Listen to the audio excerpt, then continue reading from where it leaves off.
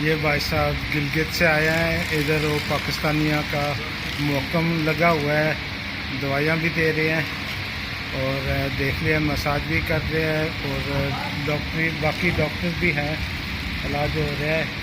इधर वो ब्लिस्टर का काम हो रहा है, मेरा ख्याल ब्लिस्टर लगा होगा।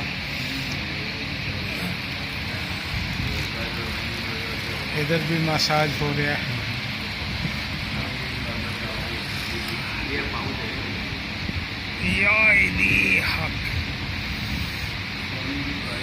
देख रहे हैं बहुत मेहनत कर रहे हैं। हाँ, थकावट दूर हो रही है।